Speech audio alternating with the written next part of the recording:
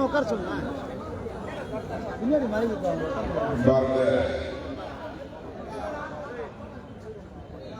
மாணவர்கள் பிரச்சாரத்தை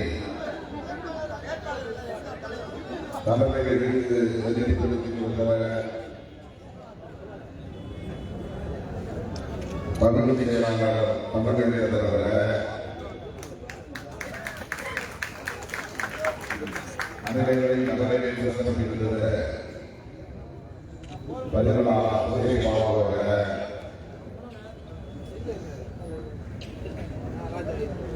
முன்னிலையில் வைத்து சிறப்பித்துக் கொண்டிருக்கிற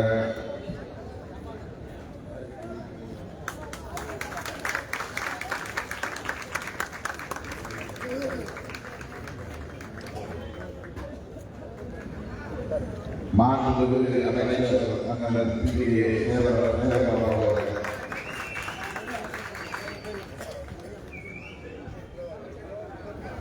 உணவகத்திற்குரிய மேயர்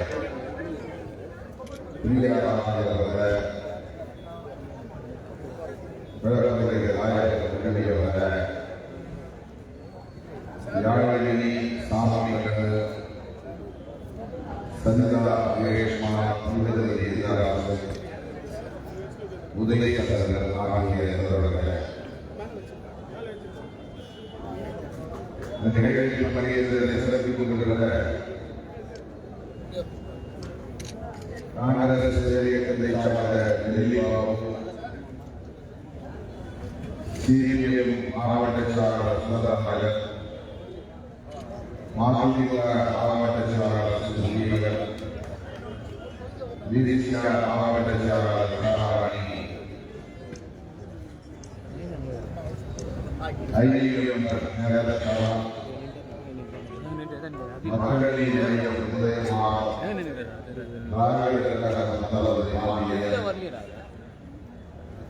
தமிழக மாநில கட்சி சார்ந்த சதமி ராஜதுரை ஆகிய விடுதலை சார்ந்த நேர பொறுப்பாளர்கள் வழக்கறிஞர் தமிழியன் சுபாஷ் சந்திரபோஸ் முன்னிலையில் கிழக்கு மாவட்ட செயலாளர் சமந்தர் தெற்கு மாவட்ட செயலாளர் வழக்கறிஞர் அருண் மாதாவூர் ஆகிய தோழர்கள் மற்றும் எதிர்கால பெரம்பூர் ஆட்சி கழுத்தூர் ரவி வே மாலை மாராமணி அம்பே வளவன் ஆகிய கட்சி முன்னணி பொறுப்பாளர்கள் வரவிருக்கிற நமது வேட்பாளர் கலாநிதி ஈராசாமி அவர்கள் ராகவேந்திர முன்னேற்றத்தின் தலைமை கழக பேச்சாளர் சரிதை சாதித்தவர மாவட்ட மற்றும் தோழமை கட்சிகளை சார்ந்த முன்னணி பொறுப்பாளர்கள் இந்த தொகுதியை சார்ந்த உங்கள் அனைவருக்கும் என்னுடைய கட்டணமான வணக்கத்தை தெரிவித்துக் கொள்கிறேன். நானும் ஒரு வேட்பாளர் சிதம்பரம் தொகுதியில் மேலும் கலந்தாலே நம்முடைய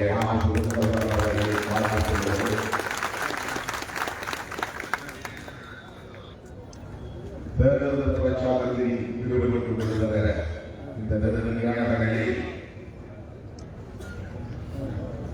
30% குறைக்குமான வாக்குகளில் போட முடியாத அளவுக்கு உள்ள நிலையில் கூட மாண்புமிகு அமைச்சர் சேகர்பாபு அவர்கள் ஒரு இடத்தில் நடந்தது விருப்பத்தை அன்பு கடலை என்றால் விருப்பத்தை வெளிப்படுத்தினார். அது அடிப்படையில் நான் எனது பிரச்சாரத்தை நிறுத்திவிட்டு சென்னை வருகிறது. இரவோடு இரவாக பயணித்து நாளை காலையில் வாக்கு சேகரித்து நான் ஈடுபட வேண்டும். நாங்கள் அந்த தொகுதியை வெற்றிபெற்றால் போதும் என்று கருதுகிறவர்கள் தமிழ்நாடு முழுவதும் நம்முடைய கூட்டணி 40 தொகுதிகளில் வெற்றி பெற வேண்டும் என்று விரும்புகிறேன். சொல்லப்போனால் 40 தொகுதிகளிலும் நான் பிரச்சாரம் செய்ய வேண்டும் என்பது என்னுடைய பெயரவா. ஆனால் அதற்கு இடம் தரவில்லை.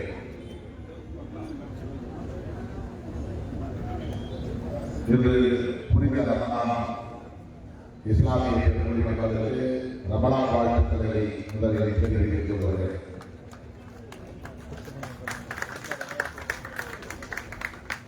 இஸ்லாமியர்களின் நலன்களை கருத்தில் கொண்டு கிறிஸ்தவர்களின் பாதுகாப்பை கருத்தில் கொண்டு ஒட்டுமொத்த தேசத்தில் எதிர்காலத்தை கருத்தில் கொண்டு நமது தமிழக முதல்வர் மாண்புமிகு தளபதி அவர்கள் தேசிய அளவிலே இந்த தேர்தல் அணியத்தை அமைத்திருக்கிறார்.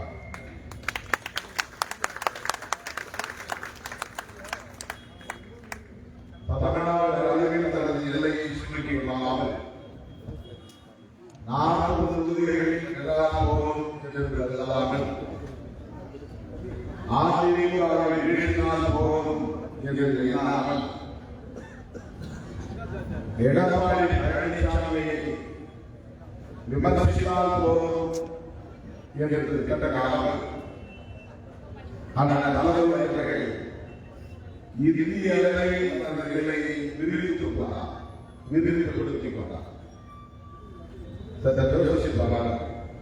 திமுக தமிழ்நாட்டில் கட்சி தமிழ்நாடு ஆட்சி 40 தொகுதிகள்.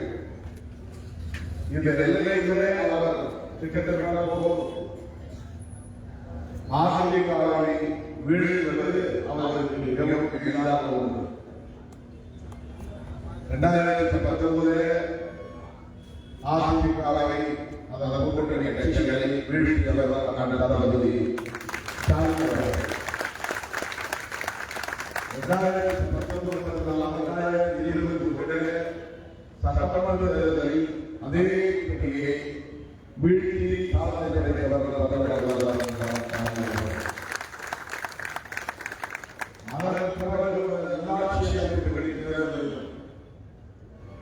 அவர்களை புறமுதுகிட்டோட செய்தவர் நம்முடைய அப்போது அவர்கள் எல்லோரும் ஒன்றாக இருந்த பாஜக, பாமக, அதிமுக, தேமுதிக இன்னும் பல கட்சிகள் பல கட்சிகள் அப்படி எல்லோரும் ஒன்றாக இருந்த போது நிகழ்ச்சியாக திட்டமிட்டு தேர்தல் அமைத்து மதசார்பற்ற கூட்டணியை கட்டுப்பாடாக வழிநடத்தி அவர்கள் ஒரு முறைக்கு 3 முறை 4 முறை ஏற்கனவே வீழ்த்தி வெற்றி என்றால்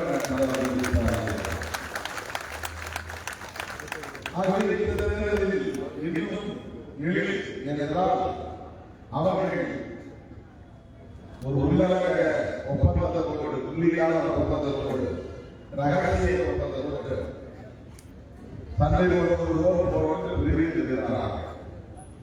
அது உண்மை அல்ல. அவர்கள் ஒன்றாக இருந்தே நாம் மூக்குடைப்பட்டோம், ஒன்றாக இருந்தே நாம் தோற்று போனோம். இப்போது பிரிந்து நின்றால் வீழ்த்தப்படுவோம் என்பது மோடிக்கு தெரியாதா? எடப்பாடி பழனிசாமிக்கு தெரியாதா? பாட்டாளி மக்கள் கட்சி நிறுவனர் ராமதாஸ் அவர்களுக்கு தெரியாதா? ஏன் தனித்து நிற்கிறார்கள்? இது பிஜேபி அரசியல் செயல் தந்திரங்களுள் ஒன்று. பிஜேபியுடைய அரசியல் செயல் திட்டங்களுள் ஒன்று. என்ன தந்திரம், என்ன திட்டம் என்று நீங்கள் கேட்கலாம். வேறொன்றும் இல்லை. நாம் எல்லோரும் சேர்ந்து இருப்பதனால், பிஜேபியோடு அதிமுக இருப்பதனால் தமிழ்நாட்டில் பிஜேபி எதிர்ப்பு வாக்குகள் அனைத்தும் திமுகவுக்கு வந்து விடுகிறது. இங்கே திமுகவுக்கு ஏற்கனவே பெரிய வாக்கு வங்கி இருக்கிறது. ஆனாலும் பிஜேபி எதிர்ப்பு வாக்குகள் சிதறாமல் மொத்தமாக திமுக கூட்டணிக்கு விழுகிறது. 2019, 2021 தமிழ்நாட்டு அரசியல் வரலாற்றிலேயே 2019 நாடாளுமன்ற பொதுத் தேர்தல் மிகவும் குறிப்பிடத்தக்க ஒரு பொதுத் தேர்தல். ஏனென்றால் ஒவ்வொரு நாடாளுமன்ற உறுப்பினரும் லட்சக்கணக்கான வாக்குகள் வித்தியாசத்தில் வெற்றி பெற்றார். என்னை தவிர 3219 ஓட்டு. என்ன டார்கெட் பண்ணிட்டாங்க, விடக்கூடாது கடுமையாக. எனக்கு எதிராக பல அவதூறுகள் வளர்க்கப்பட்டன. அந்த கதையை நான் நுழைய. ஆனாலும் வெற்றி பெற்றேன். அந்த 3219 வாக்குகள் 3,21,900 வாக்குகளுக்கு சமமான. திண்டுக்கல்லிலே 5 லட்சம் ஓட்டு, திருச்சிராப்பள்ளியிலே 4,70,000 ஓட்டு. ஒவ்வொரு தொகுதியிலும் லட்சக்கணக்கான வாக்குகள் வித்தியாசம். இதெல்லாம் ஆய்வு பண்ணி பார்க்கலாம். ஒட்டுமொத்த இஸ்லாமியர்கள் அனைவரும் திமுக கூட்டணி, கிறிஸ்தவர்கள் அனைவரும் திமுக கூட்டணி. தமிழக அரசின் வரலாற்றிலேயே புதிதாக ஒரு நிகழ்வு அரங்கேறி. என்னவென்றால், காலங்காலமாக திமுகவை எதிர்த்து வாக்களித்து வந்த இரட்டைக்கு ஓட்டு போட்டவர்கள் முதல் முறையாக உதயசூரியனுக்கு வாக்களித்தார்கள். இரட்டை இலைக்கு வாக்களித்தவர்கள், அது உதயசூரியன் எதிர்ப்பு வாக்குகள், திமுக எதிர்ப்பு வாக்குகள், கலைஞர் எதிர்ப்பு வாக்குகள். எப்போதும் அந்த வாக்குகள் உதயசூரியனுக்கு விழுந்ததில்லை. ஆனால் கடந்த 2019 தேர்தலிலே இரட்டைக்கு போட்டவர்கள் பெரும்பாலானோர் உதயசூரியனுக்கு போட்டதனால்தான் 4 லட்சம், 5 லட்சம், 3 லட்சம், 8 லட்சம், 1 லட்சம் சென்றது வித்தியாசம். இதை ஆய்வு பண்ணி பார்க்கலாம். யார்? பாமக, அதிமுக, பிஜேபி.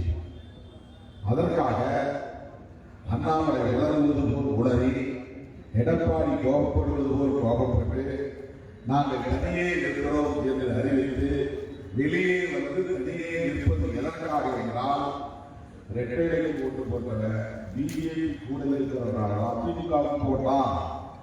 எனவே பிஜேபி இல்லாமல் இருந்தால் திமுகவுக்கு போடுவதை தடுக்க முடியும், தங்களுடைய வாக்குகளையாவது பெற்றுக் கொள்ள முடியும். இது அதிமுக எடப்பாடி கணக்கு. பிஜேபி கணக்கு என்றால் அதை தடுக்க வேண்டியது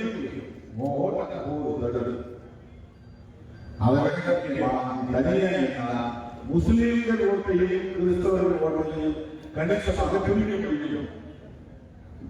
இதெல்லாம் நம்ம உள்ள அண்டர்ஸ்டாண்டிங், ஒரு ஒப்பந்தம். இது யோகம் கிடையாது. ஏன்னா நம்ம பழக்கத்தில் போட்டார் அகில ஒவ்வொரு மாநிலத்திலும் ஒவ்வொரு தீர்வு. அந்த 2 கட்சியும் ஒரு கட்சியோட உறவாடுகிற எந்த கட்சியோ அந்த கட்சியை பலவீனப்படுத்தி அதை வீழ்த்தி 2வது அப்படிதான் நீங்க பிஜேபி போறவங்க கூட அதிமுக பாமக போயிட்டு இருக்கலாம். பிஜேபி நீங்க போறவங்க பார்த்தாது திமுக கையெழுத்த மாட்டாங்க. அது முடியாது. அது திமுகவை தீர்க்க மாட்டாங்க. திமுக முதல் கட்சி, பெரிய கட்சி, ஆளு கட்சி, அதை அக்சஸ் பண்ணிருக்கலாம். இரண்டாவது அதிமுக, அதுதான் அவருக்கு கட்ட கொடுத்தது. ஜெயலலிதா இல்ல, ரொம்ப ஈஸியா எடப்பாடி கையாள முதல்ல அம்மா கையில வச்சு அம்மா ஓரம் கட்டாங்க, சின்னம்மா தலையில கையை வச்சு. இரண்டாவது ஓபிஎஸ் மிரட்டி ஓரம் கட்டாங்க, தினகரனை ஓரம் கட்டாங்க.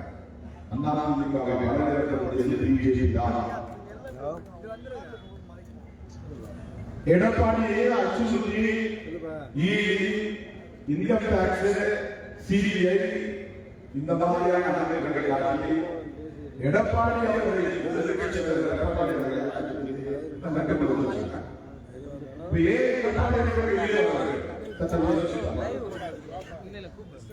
அவர்களை எடப்பாடி அண்ணாமலை ஏதோ அண்ணாமலை பேசுகா, இதுதான் போகணும். மோடிக்கும் எடப்பாடிக்கும் சண்டை இல்லை, அமித்ஷாவுக்கும் எடப்பாடிக்கும் சண்டை இல்லை. பிஜேபி பேசுகிற அரசியலுக்கும் அதிமுகவுக்கும் பண்ண மாட்டேங்குது. என்றைக்கான அதிமுகவை அல்லது பிஜேபி அரசியல் இது நாடாளுமன்றத்தானே பிரதமர் தானே அவர் குழப்ப பாருங்க. இது நாடாளுமன்ற அண்ணனுடைய விளக்கம் பாருங்க. இந்தியாவை காக்க ஸ்டாலின் அழைக்கிறேன். இது ஸ்டாலின் குரல். ஜனநாயகத்தை காக்க, இந்தியாவை காக்க, நாட்டு மக்களை காக்க, அரசமைப்பின் சட்டத்தை காக்க ஸ்டாலின் குரல்.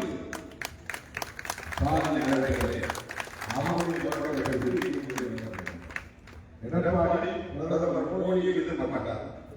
தமிழ்நாட்டில் திமுக எதிர்த்து பேசுகிறார். திமுக எதிர்ப்பது டெல்லியில் ஆட்சி செய்ய கட்சி, அமைச்சர்கள் கட்சியில் ஆட்சி செய்வது விமர்சனத்துடைய ஆட்சி செய்திருந்த கட்சி பாஜக. அந்த 10 ஆண்டு காலத்தில் இந்த பிஜேபி என்ன செய்தது? விலைவாசியை கட்டுப்படுத்தியா, வேலை வாய்ப்பை தந்ததா, கொடுத்த வாக்குறுதிகளை எதிராக நிறைவேற்றியதா, வெளிநாட்டில் போடப்பட்ட பதிவு வைக்கப்பட்ட கருத்துப்பட தந்தாரா, 15 லட்சம் வங்கிகளை போட்டாரா, இந்த நாட்டில் பொருளாதாரத்தை மேம்படுத்தினாரா, உலக அரங்கில் இந்திய ரூபாயை கிடக்கிறது. ஒரு காலம் ரூபாயை நம்முடைய ரூபாயை சமம் இல்லை. இன்னைக்கு 25 ரூபாய், மோடி 65 ரூபாய், மோடி 80 ரூபாய் அவன் ஒரு ஆள் நம்ம 85 அவன் ஒரு ஆளுக்கு சாதனை செய்யணும்னா நாம 85 பேர் அதான் இந்த நிலையை ஏற்படுத்தியது யார்? தனியார் துறைகளெல்லாம் பொதுத்துறைகளெல்லாம் தனியார் துறையாக மாற்றியது யார்? இதெல்லாம்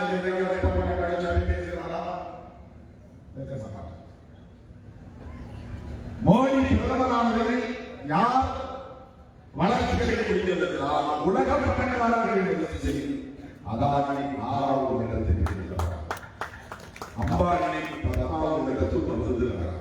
யார் அதானி? அம்பானி குஜராத்தில் சாதாரணமான ஒரு கான்ட்ராக்டர் அதானி. மோடி முதலமைச்சராக இருந்தபோது அவரை உதவி செய்து அவரை மாநிலங்களாக ஒப்பந்ததாரராக வழிகளை செய்தார். இன்னைக்கு பிரதமரான உடனே அவர் அப்படி கிடைக்கிறார். உலக நாடுகள் அனைத்தும் அவர் போட்ட ஒப்பந்தங்கள் அதானிக்கான கான்ட்ராக்டுகளுக்கான ஒப்பந்தம் போட்டிருக்கிறார். இதை கேட்டுறாரா? அதானி இந்தியாவில்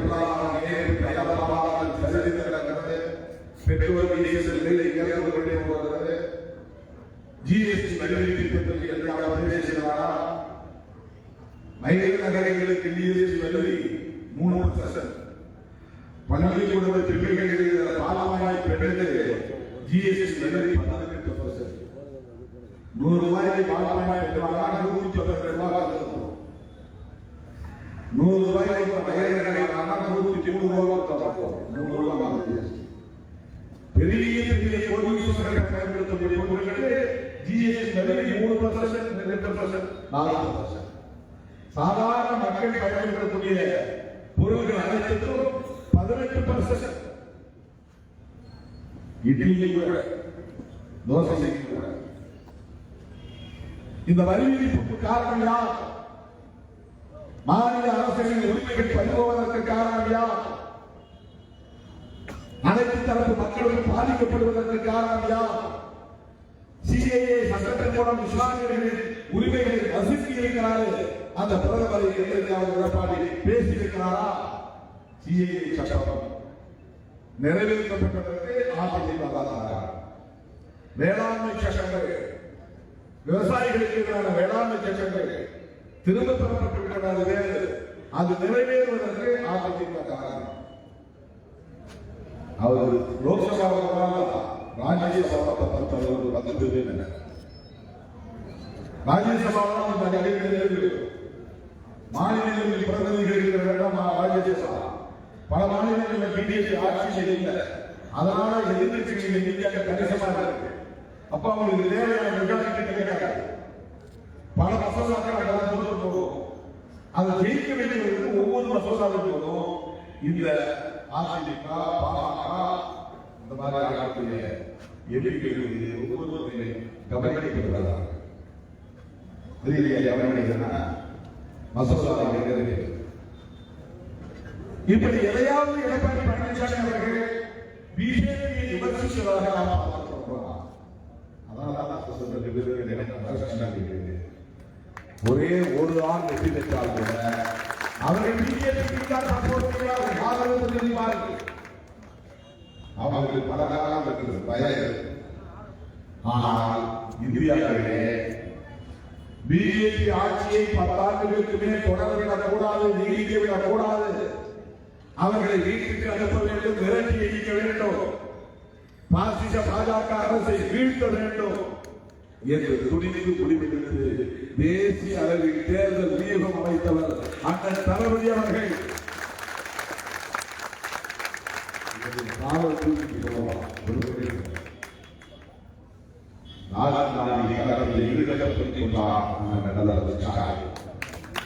ராகுல் காந்தி அவர்கள் அண்ணன் தளபதி ஸ்டாலின் அவர்கள் எடுத்த முன்முயற்சியின் விளைவாகத்தான் இந்திய அளவில் எதிர்கட்சிகள் அனைத்தையும் ஒருங்கிணைக்க முடிந்தது. இடதுசாரி கட்சி தலைவர்கள்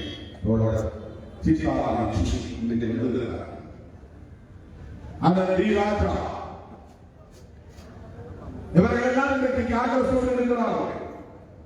மம்தா பானர்ஜி வரமாட்டார் என்று சொன்னார்கள். அரவிந்த் கெஜ்ரிவால் வரமாட்டார் என்று சொன்னோம். நானே கூட சொன்னேன். ஆனால் வந்தார். தளபதி அவரை சந்தித்த பிறகு அந்த நிலைப்பாட்டுக்கு அவர் தேஜஸ்வி யாதவ், அகிலேஷ் யாதவ் இவர்களை எல்லாம் ஒருங்கிணைப்பதற்கான முயற்சிகளை எடுத்தவர் தமிழக முதல்வர் அண்ணன் தளபதி ஸ்டாலின் அவர்கள். 2 ஆண்டுகளாக அவர்கள் எடுத்துக்கொண்ட முயற்சிக்கு உருவானதான் இந்தியா.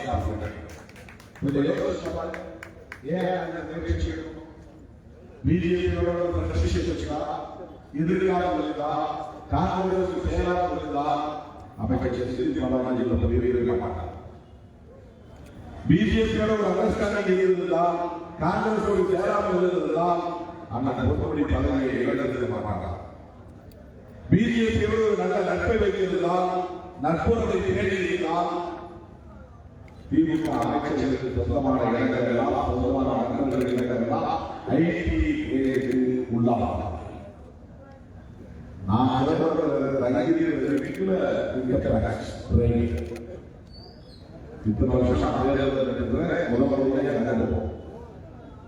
இந்தியாவிலேயே பொருளாதாரத்தில் ஒரு கட்சி தான் விடுதலை சிறுத்தைகள் கட்சி.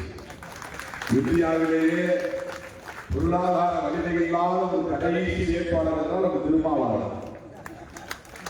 அவன் தங்களை எடுக்கிறது ஐடி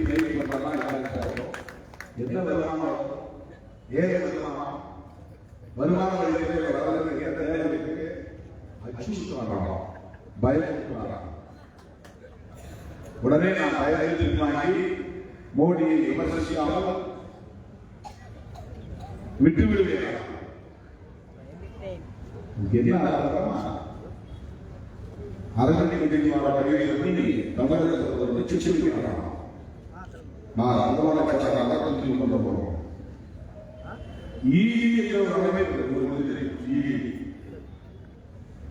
அதுக்கு கைது செய்ய அதிகாரம் இல்லை. அது இதுவரை யாரும் கைது செய்தது கிடையாது. தனக்கு இந்திய அரசு செயலாளர் செய்யறது இல்லை சொல்றாங்க. இதான் ஃபர்ஸ்ட் ஸ்டெப். அவன் வேற கேஸ் போடுவாங்க,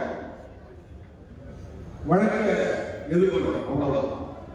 ஆனா கைது செய்து விசாரணை கைதியாக அவருடைய அமைச்சர் சோதியாக கிட்டத்தட்ட ஒரு வருஷம் விசாரணை கைதியாக ஒரு வருஷம் கொலை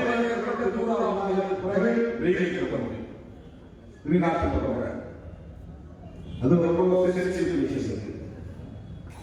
கொலை ஆனா இது மாதிரி 90 நாளைக்கு மேல வச்சிருக்க கூடாது. அப்படி வச்சு கிடையாது. ஆனா வைக்கலாம். இன்னும் செசில் பாராட்டி சிசோடியா பேரே அது 6 மாசமா வெளியே வந்துடுறாரு. எந்த பாலாங்க இல்லை, அவங்க எந்த எதிர்ப்பு கிடையாது. சும்மா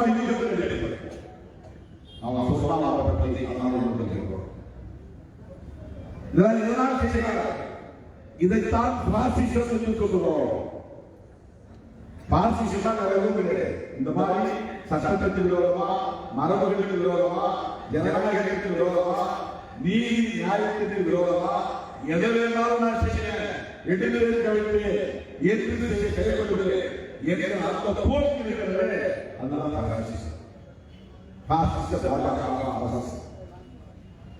அப்படிப்பட்ட அந்த அரசை இவ்வளவு அச்சுறுத்தல்களுக்கு இடையிலே எதிர்த்து நிற்கிற துணிச்சல் அந்த தளபதி அவர்களுக்கு இருக்கிறது.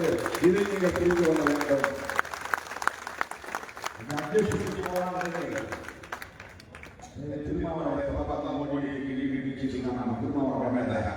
ராமதாசன் சரியாக அவரை உள்ள போடுவோம் அப்படின்னு நினைச்சிருக்காங்க. மோடியை பிடிக்கிற ஆள் தான் வேண்டும், எதிர்ப்பவர்கள் தான் தேவை. காங்கிரஸோடு உறவாடினால் அவர்களை நடக்குவார்கள். நான் மேலும் மேலும் உறவாடுவேன், அவர்களோடு நெருக்கமாக இருப்பேன். இந்த முடிவை எடுத்தவர் ஏன் காங்கிரஸ்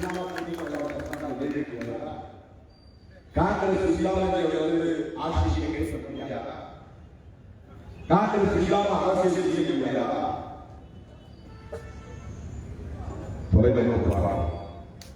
சமூக அக்கறை, நாட்டின் மீதான அக்கறை, மக்களின் மீதான அக்கறை, ஜனநாயகத்தின் மீதான அக்கறை, அரசமைப்பு சட்டத்தின் மீதான அக்கறை. பேரறிஞர் அண்ணாவின் அரவணைப்பில் வளர்ந்தவர், முத்தமிழறிஞர் கலைஞரின் வாசலை பயின்றவர், சமூக நீதியின் மீது நம்பிக்கை உள்ள ஒரு தலைவர்.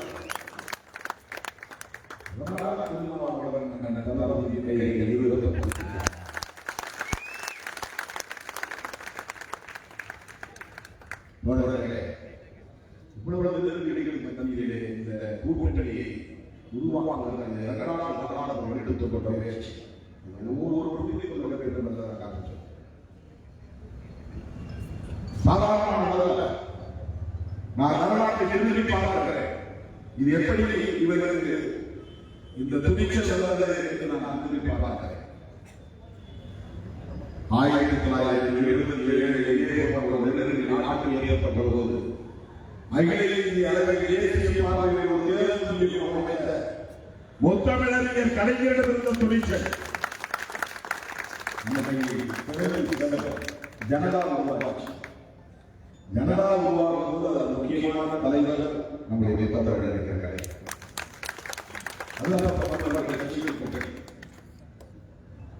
அன்றைக்கு காங்கிரஸை எதிர்த்த கூட்டணி உருவாக்கப்பட்டது. அந்த ஜனதா கூட்டணியிலே ஒரு சின்ன கட்சியாக இருந்ததுதான் இன்றைய பாரதிய ஜனதா, ஜனசங். அப்ப அவங்க பேர் ஜனசங், ஜனசங்கம். அப்பெல்லாம் ஒண்ணுமே கிடையாது, பேரே தெரியாது. ஆட்சியை அப்பதான் திமுக போஸ்டர்லாம் பேர் என்ன பேர் பிசாசு பேரெல்லாம் இருக்கு. இது அதெல்லாம் கமெண்ட் பண்ணிப்பாங்க. முதல்ல திமுக சிவரோடு ராஜ்யசபா அந்த பெயரை கேள்விப்பட்டோம். அப்புறம் கனடா சீர்குலைந்தது. அதிலிருந்து ஜனசங்கா 1987 பாரதிய ஜனதா என்று உருவானது. 1984 நடந்த பொது தேர்தலில் 2 எம்பிக்கள் பெற்றிருந்தது. அதுதான் கர்நாடகா. ஏன் அந்த கட்சியை மீட்க வேண்டும்? எதற்காக மீட்க வேண்டும்? தயவோடு எதிர்பார்க்க வேண்டும். சராசரி தேர்தல் அல்ல, வழக்கமான தேர்தல் அல்ல. இதற்கு முந்தைய தேர்தல்களில் எல்லாம் நீங்கள் அளித்த வாக்குகள் மிக மிக முக்கியத்துவம் வாய்ந்தவை என்றாலும் கூட இந்த தேர்தலில் நீங்கள் அளிக்கிற வாக்குகள் 1000 மடங்கு முக்கியத்துவம் வாய்ந்தவை. நாட்டு மக்களை பாதுகாப்பதா வேண்டாமா என்கிற கேள்விக்கு விடை காணுகிற தேர்தல். பாசிச சக்திகளை வீழ்த்துவதா வேண்டாமா என்கிற கேள்விக்கு விடை காணுகிற தேர்தல். ஜனநாயகத்தை பாதுகாப்பதா வேண்டாமா, அரசமைப்பு சட்டத்தை பாதுகாப்பதா வேண்டாமா என்கிற கேள்விகளுக்கு விடை காணும் தேர்தல் இந்த தேர்தல். இது வாழ்வா தாவா என்கிற ஒரு யுத்தம். ஒருவரும் மக்கள், ஒருவரும் தற்போது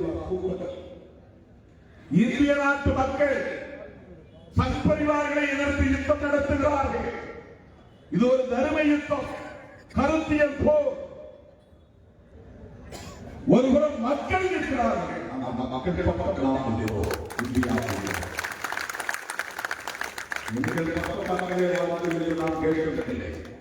மக்களே உங்களுக்கு நாங்கள் துணை நிற்கிறோம், உங்கள் பக்கம் இருக்கிறோம்.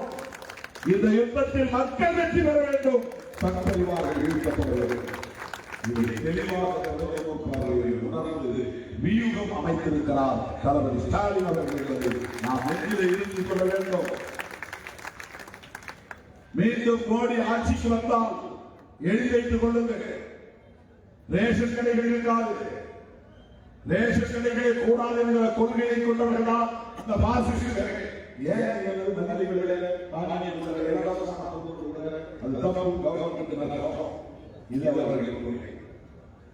மீண்டும் மோடி ஆட்சிக்கு வந்தால் 100 நாள் வேலை திட்டம் இருக்காது. அது முக்கியமான திட்டம். இரண்டாவது தாக்கி திட்டம். மூணாவது இதனால் யாரும் விவசாய வேலை போறதில்ல. இதனால் சம்பளம் வச்சு குடும்பம் நடத்துறாங்க, விவசாய உற்பத்தி தடுக்கப்படுகிறது. எனவே அந்த திட்டத்தை ஒழிக்க வேண்டும். இது ரேஷன் கடைகள் இருக்காது, 100 நாள் வேலையை இருக்காது. மூணாவது இடஒதுக்கீடு இருக்காது. அதுதான் அவங்களுடைய முக்கியமான செயல்படுகிறது. அதுக்கு போட்டியாக கொண்டு வந்திருக்கிறார்கள். பொருளாதாரம் எஸ்சி எஸ்டி இதை பற்றி நான் முடிக்க விரும்புகிறேன். எஸ்சி எஸ்டி ஓபிசி ஆகியோர் ரிசர்வ்டு கேட்டகரிஸ், அவங்க தான் அசௌகரியம் சம்பவங்கள், இடஒதுக்கீடு சம்பவங்கள். பார்வர்ட் கம்யூனிட்டிக்கு தேவையில்லை. பார்வர்ட் கம்யூனிட்டிக்கு தருவோம் அப்படின்னு ஆர்எஸ்எஸ் சொல்லிட்டாங்க. இந்த சோசியல் ஜஸ்டிஸ் டைலண்ட் பண்றது இன்ஃபர்மேஷன் அதுக்கு கான்ட்ராவா அவங்க கொண்டு வந்த ஒரு சட்டம் தான் இடபிள்யூஎஸ், எகனாமிக் இன்டிகிரேஷன் செக்ஷன். அவங்களுக்கு ரிசர்வேஷன், சமூக நீதியை அழித்து வைப்பாங்க. அதற்கு ஒரு சார்பு பிபிசி போராட்டம் போது மண்டல் பரிந்துரை நிறைவேற்றப்பட்டது. 27% ஓபிசி இடஒதுக்கீடு பெறுவதற்காக ஆணையை பிறப்பித்தார். அப்ப பிஜேபி சப்போர்ட் பண்ணிட்டாங்க. பிபிசிக்கு தெரியும் இது சப்போர்ட் பண்ணா பிஜேபி எதிர்க்கும், ஆதரவு வாபஸ் வாங்கிக்கும், கவர்மெண்ட் கவிழ்க்கிறோம், இதெல்லாம் தெரியும். ஆனால் ஓபிசி மக்களின் வாழ்க்கையை ஒளியேற்றி வைக்க வேண்டும். ஆட்சி பறிபோனாலும் பரவாயில்லை, அவர்களின் வாழ்க்கையை வெளிச்சம் ஏற்றி வைக்க வேண்டும் என்று விரும்பி ஆட்சியை பறிகொடுத்து அதை நிறைவேற்றப்படுகிறார். அப்ப ஆட்சி அத்வானி யார்? இந்த கட்சியின் தலைவர், பிஜேபி கட்சியின் தலைவர். யாருக்கு கொடுத்த இடஒதுக்கீட்டை எதிர்த்து விபிசி ஆட்சி கவிழ்த்தார்கள்.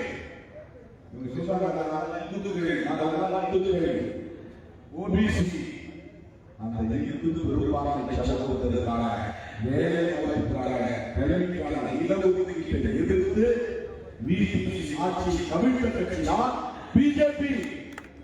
எப்படி அந்த கட்சி ராமதாஸ் அவர்களால் கூட்டணிக்கப்படுகிறது? பிஜேபி சமூக நீதி எதிரான கட்சி, ஓபிசி எதிரான கட்சி, எதிரான கட்சி. அத்வானி விட்டுவிடவில்லை. ரத யாத்திரை நடத்தினால் அந்த ரத்த யாத்திரை நடத்தப்படுகிறது. வன்முறை வெறியாட்டம் வெடிக்கிறது. முதலாக பல்கலைக்கழகத்தை படித்துக் கொண்டுள்ள மொபேலிய சமூகங்களை சார்ந்த, குறிப்பாக பார்ப்பன சமூகங்களை சார்ந்த மாணவர்கள் நீதிக்கு வந்து பேருந்துகளை அடித்து ஒதுக்கினார்கள், நீதிக்கு கொண்டுள்ளார்கள். இந்திய வரலாற்று யாருக்கு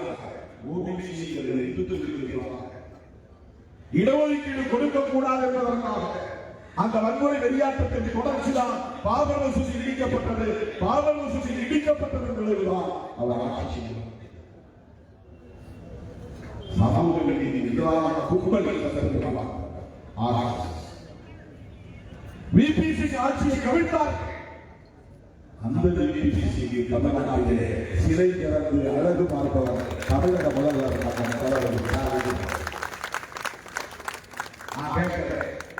ஓபிசி இந்து சமூகத்தின் தலைவர்களை பிபிசி அவர் பிறந்த நாள் நினைவாக அவருக்கு நினைக்காம வீரவணக்கம் செலுத்திருக்கிறோமா? இன்றைக்கு லட்சக்கணக்கான பிள்ளைகள் ஓபிசி சமூகத்தில் இருந்து கல்வி பெற முடிகிறது, உயர் பதவிகளுக்கு போக முடிகிறது, நீதிபதிகளாக முடிகிறது என்றால் அதற்கு வழிவகுத்தது யார்? பிபிசி தானே. மண்டல் பிசி மண்டல் தானே.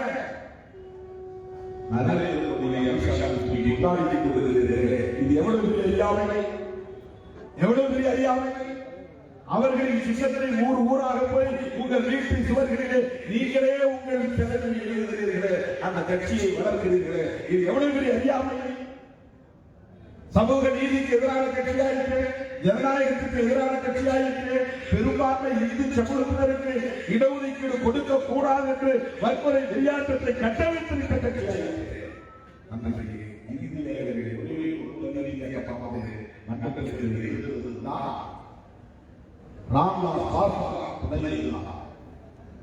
தமிழ்நாட்டில் திருமாவளவனுக்கு ஆதரவு தெரிவித்து பேரணி நடத்தினார். இந்தியாவில் ஒரே ஒரு தலித் இயக்கம் கூட மன்றத்தில்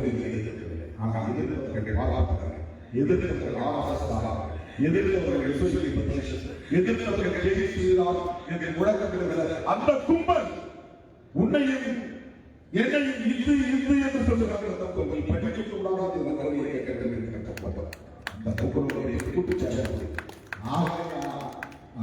தளபதி ஸ்டாலின் அவர்கள் பாசிச பாஜகவை வீழ்த்துவோம் என்கிறார். யார் தளபதி ஸ்டாலின் ஓபிசி எதிரியா? இடஒதுக்கீடு கொடுக்க கூடாது என்று சொன்ன பாஜக சத்பரிவார்கள் எதிரியா? ரேஷன் கடைகள் இருக்காது, 100 நாள் வேலை இருக்காது, சமூக நீதி இருக்காது. எல்லாத்தையும் விட தேர்தலில் நடக்காது. இவன் 4 இடங்கள் ஜெயிச்சா நீ எழுதிச்சு 4 இடங்கள் ஜெயிச்சா அடுத்த 1 வாரத்தில் உள்ள 1 மாசத்துல நீதிக்கு ஆட்சி நடக்கும். கலைச்சி கலைஞர் உரிமைக்கு கிடைக்கிறார். வீட்டுக்கு 1000 பெண்களுக்கு 1000 ரூபாய் கொடுக்க 1,16,00,000 பேருக்கு 1000 ரூபாய் மாதம் கொடுத்து கொண்டிருக்கிறாரு. அதெல்லாம் நிறுத்தக்கூடிய வெறி அவர்களுக்கு அதிபராட்சி முறையை கொண்டு வருவார்கள், குடியரசுத் தலைவர் ஆட்சி முறையை கொண்டு வருவார்கள். தேர்தல் நடக்காது, அவரே அதிபராக. எல்லாவற்றையும் விட இந்திய அரசமைப்பு சட்டத்தை தூக்கி எறிந்துள்ளார். அதுதான் அந்த சட்டம். இப்படிப்பட்ட கேடுகளில் நாட்டை சூழ்ந்துவிடக் கூடாது. இதிலிருந்து மக்களை நாட்டை காப்பாற்ற வேண்டும், ஜனநாயகத்தை காப்பாற்ற வேண்டும், ஜனநாயக விழுமியங்களை கொண்டிருக்கிற அரசமைப்பு சட்டத்தை பாதுகாக்க வேண்டும் என்ற தொலைநோக்கு பார்வையோடு, சமூக பொறுப்புணர்வோடு போராடுகிற தளபதிதான் நம்முடைய தமிழக அவருடைய கருத்தில் வலுப்படும் நம்முடைய வேட்பாளர் கலாநிதி வீராசாமி அவர்கள் மிக அற்புதமான வேட்பாளர், ஆற்றல் வாய்ந்த வேட்பாளர். பேச்சுக்காக அவர் கடந்த 5 ஆண்டுகளில் ஒரு நாடாளுமன்ற உறுப்பினர், நாடாளுமன்ற செய்தியாளர்கள் தான் இங்கே பார்த்திருக்கிறோம். அதான் முக்கியம். நாடாளுமன்ற உறுப்பினர் சட்டத்தை உருவாக்க எந்த சட்டத்தை ஆதரிச்சாங்க, எந்த சட்டத்தை எதிர்த்தாங்க, எந்த விவாதத்தில் கலந்துருந்தாங்க, எந்த கருத்து பேசினாங்க, எந்த தனிநபர் மசோதாவை கொண்டு வந்தாங்க, எந்தெந்த கேள்விகளை எழுதினாங்க. வார்டு உறுப்பினர் செய்யறவர்கள் ஒரு நாடாளுமன்ற உறுப்பினர் செய்ய அங்கே பார்வையில் ஒரு லெஜிஸ்லேட்டர் சட்டத்தை உருவாக்கக்கூடியவர்கள் அவர் நாடு உறுப்பினர்கள் நாம் எதிர்க்க. ஆனால் நம்மளோட அவர் ஒவ்வொரு விவாதத்திலும் கலந்து கொண்டு மிகச் சிறப்பாக ஆங்கிலத்தில் சரளமாக பேசக்கூடிய வல்லமை பெற்றவர். ரொம்ப அருமையான வேட்பாளரை வடசென்னைக்கு தந்திருக்கிறார் தமிழக முதல்வர் அண்ணன் தளபதி ஸ்டாலின் அவர்கள்.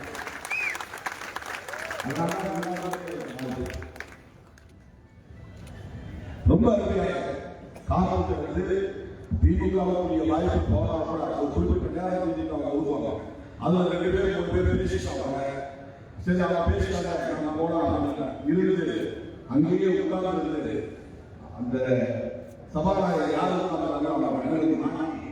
3 நிமிஷம் 5 நிமிஷம் பேசிதான் போவோம். எல்லா டிபேட்டும் ரெகுலர் செஷன் ஒரு ஸ்கூல் பாய் மாதிரி இருப்பாங்க. அவர்களோட பொருள் உள்ளபடியே நான் மனதார பாராட்டுகிறேன், வாழ்த்துகிறேன். அவர்களுக்கு மீண்டும் வாய்ப்பு கிடைக்கிறது நான் பெருமைக்கிறேன். இவர்கள் விஷ்ணு பிரசாத், தென்காசி தனுஷ் 4 பேருக்கு ஒன்றாக இன்றைக்கு நமக்கு நம்முடைய வேட்பாளர் ஆத்மாக்காரி பிள்ளை. அதனால் வாய்ப்பு கிடைத்தது என்று நீங்கள் ஆற்றல் வாய்ந்த பிள்ளை, அதனால் அதற்கு வாய்ப்பு கிடைத்திருக்கிறது. ஒரு லெஜிஸ்லேட்டர் என்ன செய்யுமோ அதை அற்புதமாக செய்திருக்கிறார். வடசென்னை மேம்பாட்டுக்கு அவர் தொடர்ந்து குரல் கொடுக்க மீண்டும் வாய்ப்பை தந்திருக்கிறார் தளபதி அவர்கள்.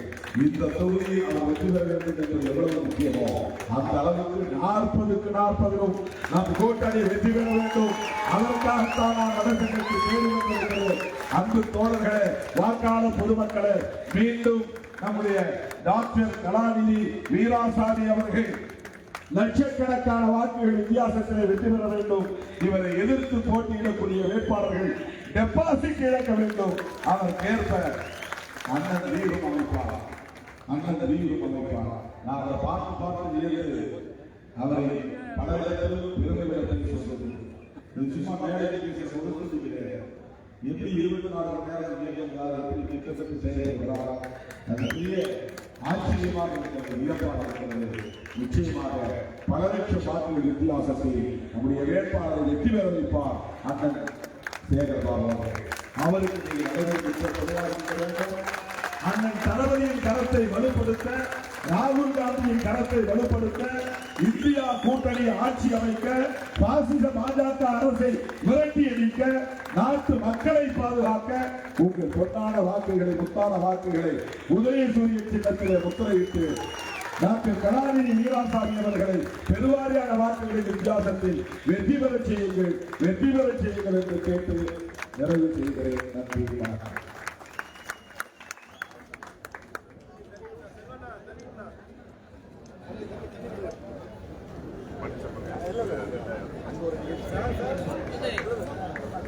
No,